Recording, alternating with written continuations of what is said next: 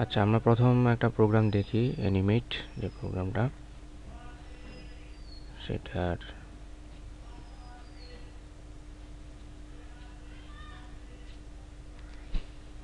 সেটা শুরু করলাম।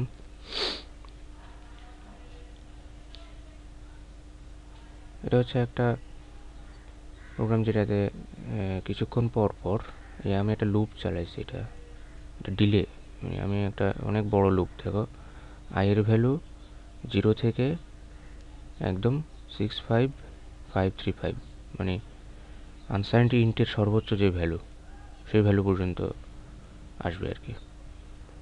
এত পর্যন্ত কাউন্ট করে লুপ চলে, তারপরে পোর্ট সিতে সে এটা দেখাবে। তার আগে আমাকে যেটা করতে হবে, পোর্ট সিকে আউটপুট মোডে সেট করতে হবে। এটা তোমরা যখন ইনপুট আউটপুট করবো তখন বুঝতে পারবা। এটা data direction register of C port, DDRC. এটাকে আমি আউটপুট মোডে সেট করার জন্য সবগুলো পিন হাই করে দিলাম। এখানে মোট 8টা পিন আছে। ডিডিআর না, হাই করে দিলাম না, মানে ডাটা ডিরেকশনটাকে সেট করলাম আউটপুট হিসেবে। এই জন্য আমার এই পোর্টের এই পিন, এই যে ডাটা ডিরেকশন রেজিস্টারে সবগুলো বিটকে হাই রাখতে হবে। এখানে 0x মানে হচ্ছে কি হেক্স।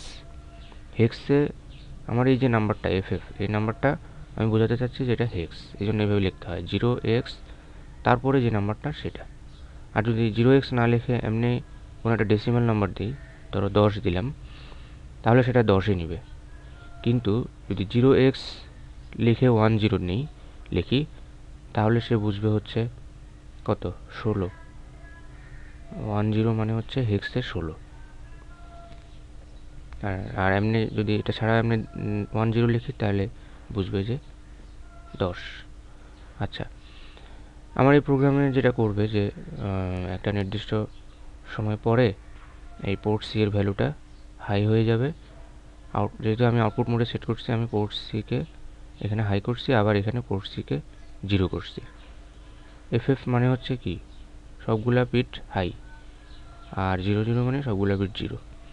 একটা সময় পরে পোর্ট সিকে আমি হাই করছি, আবার একটা সময় পরে পোর্ট সিকে 0 করছি। তো এটা যদি আমি প্রোগ্রাম ডাউনলোড করি, তাহলে দেখতে পাবো যে এরকম হচ্ছে।